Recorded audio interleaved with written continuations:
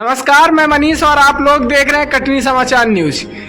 आज हम बात करने वाले हैं मोदी जी फॉलोवर्स एक भारत श्रेष्ठ भारत प्रदेश अध्यक्ष संजय नारायण पटेल जी से, जो कि भारत ने एक बहुत बड़ी कामयाबी हासिल की है।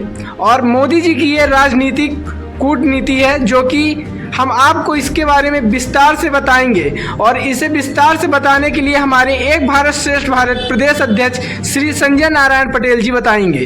तो सबसे पहले मैं आपका परिचय जानना चाहता हूं, और आखिर ये कैसे कूटनीति राजनीति चालू हुई, आप हमें उसके बारे में थोड़ा सा विस्तार से बताइए दर्शकों को। जय श्री राम।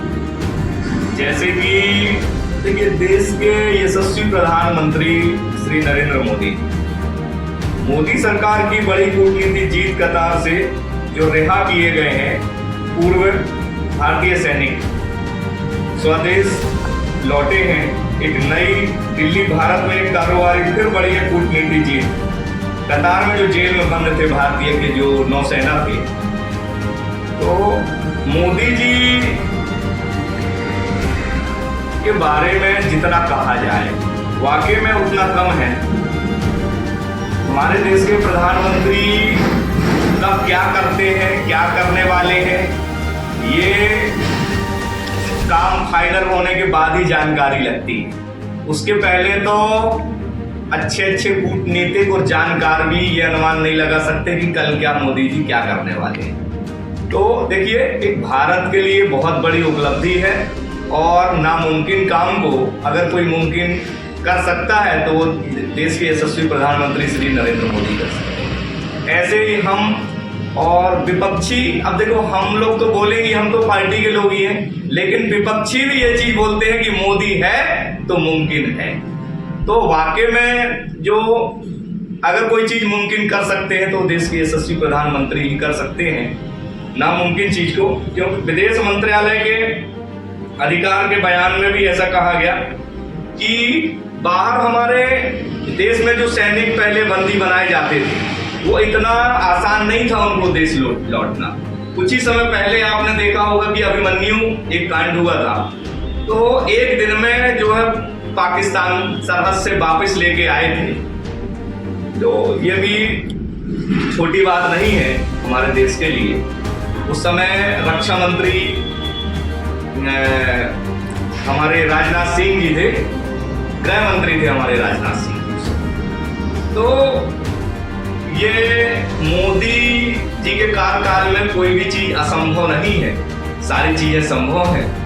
और अब मुझे आज कई जगह से मैसेज भी आए, कॉल भी आए कि बड़े बड़े नेता सब भारतीय जनता पार्टी को ज्वाइन कर रहे हैं। तो मुझे लगता है कि बड़े बड़े जितने जो भी कांग्रेस में जो नेता हैं, वो मोदी जी की कार्यशैली और देश में बढ़ रही लोकप्रियता को देख करके, राम मंदिर को देख करके, जो हम 500 वर्ष से लोग नहीं कर पाए वो कार्य मोदी जी ने करके दिखाया। इसीलिए मैं फिर पुनः कहता हूँ, मोदी है तो मुमकिन है। तो अभी तो शुरुआत हुई है, अभी तो कुछ टाइम बाद लाइन में लगना पड़ेगा। लाइन में लग के लोग जो है भारतीय जनता पार्टी को शामिल करेंगे, वो भी समय देखने को मिलेगा। और फिर हम तो ये कहते हैं कि देखिए, विपक्ष मजबूत होगा तब हमें लड़ने में मजा आएगा। अब विपक्ष नहीं तो हम तो सारी हर जगह जहां हम लड़ रहे हैं वहां जीत रहे हैं। और अभी भी लोकसभा का बस कुछ ही टाइम बाकी है, और उसको भी लगभग पूरा हमारा हिंदुस्तान देखेगा, देश विदेश देखेगा। लोकसभा 24 का जो टारगेट है बहुत ही अच्छा है, और हम बहुत सारी सीट जीत कर आएंगे। और मोदी जी के कार्यकाल तो बहुत ही बेस्ट कार्यकाल है। मतलब ऐसा प्रधानमंत्री हमने कभी नहीं देखा, बहुत ही अच्छा है। अब उनके बारे में तो क्या पूरा देश सब जान ही रहे हैं, और सब कुछ अच्छा है। और मैं बहुत सौभाग्यशाली हूँ कि मैं मोदी जी का कार्य करने में और हमें जन जन तक पहुँचाने में, हमें एक कार्य करने में एक हमें बड़ी खुशी होती है, और उसे हम बहुत अच्छे से कर पाते हैं। ये हमें बहुत, देश के प्रधानमंत्री के लिए कर रहे हैं, ये हमें गर्व है, और हम भारतीय हैं। तो जैसा कि आप लोगों ने सुना जो उनके बयान आए हैं सामने, और अगर देखा जाए तो कहीं ना कहीं भारत के लिए आज ये एक ऐतिहासिक गर्व का दिन है, क्योंकि जो हमारे मुल्क के लोग हैं, हमारे देश के लोग हैं, वो किसी अन्य देश में कैदी बन के रहे, और मोदी जी ने उन्हें किस तरीके से अपने भारत देश में, स्वदेश में बुलाया। तो कहीं ना कहीं मेरा मानना है कि मोदी जी हैं तो मुमकिन ज़रूर है, मगर मोदी जी के जैसा कोई प्रधानमंत्री आज तक मैंने अपने कार्यकाल में भी नहीं देखा। मुझे हालांकि ज़्यादा एक्सपीरियंस नहीं है इस सब चीज़ों का, मगर जहाँ तक मैंने लोगों से सुना तो मोदी जी के कार्य जो हैं एकदम इतने अच्छे हैं कि लोग हाल में ही 10 से 20 नेता तो रोज कांग्रेस या आम आदमी पार्टी या बहुजन समाजवादी पार्टी से छोड़कर इस्तीफा देकर बीजेपी में कहीं ना कहीं शामिल हो रहे हैं। तो जिस तरह की अभी श्री संजय नारायण पटेल जी ने बताया, तो मैं जानना चाहता हूं कि थोड़ा सा आप हमें इसके बारे में भी 2 मिनट की जानकारी दे दें कि आखिर सभी पार्टियों से लोग त्याग कर क्यों अपने बीजेपी पार्टी में शामिल होना चाहते हैं।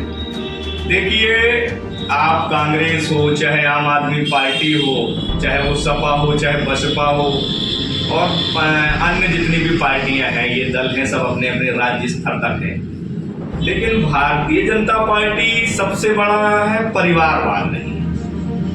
भारतीय जनता पार्टी में परिवारवाद नहीं। बाकी आप लिस्ट उठा के देख लीजिए, जितनी भी अन्य पार्टियां हैं, राज्य स्तरीय पार्टियां, वो क्या करती हैं कि एक नेता अपना कार्यकाल खत्म करके अपने बेटे को आगे राज गद्दी में बिठाना चाहते हैं। वो चाहते हैं कि हमारा परिवार का वंशवाद चले। तो पार्टियां वंशवाद से नहीं चलती हैं, परिवारवाद से नहीं चलती हैं। हम और आप भी चाहते हैं कि हम और आप भी आगे बढ़ें, हम भी एक कार्यकर्ता से विधायक बने, सांसद बने, कैबिनेट मंत्री बने, सीएम बने, मुख्यमंत्री बने। हर व्यक्ति की एक चाहत होती है जो भी देश के लिए काम करता है, कार्य करता है। तो ये भारतीय जनता पार्टी में ही संभव है। अन्य पार्टियों में तो लोग अपनी जिंदगी पूरी बैनर और दीवारों में लिख लिख के, दरी पट्टी उठा के, झंडा बैनर उठाते और नारे लगा के अपनी आवाज दबा देते हैं, और ज्यादा दिन तक उनका जो है सेटअप सही नहीं चलता है, क्योंकि परिवारवाद में ही उन्हें आगे बढ़ावा मिलता है। वही लोग सांसद और विधायक बनते हैं। भारतीय जनता पार्टी ही एक ऐसा संगठन है कि जो परिवारवाद नहीं है। कभी मैं भी विधायक बन सकता हूँ, मैं भी सांसद बन सकता हूँ, और मैं भी मुख्यमंत्री बन सकता हूँ। तो हर कार्यकर्ता ही सर्वोपरि है पार्टी में। इसलिए जो है अब लोग समझ गए हैं कि भारतीय जनता पार्टी परिवारवाद नहीं है।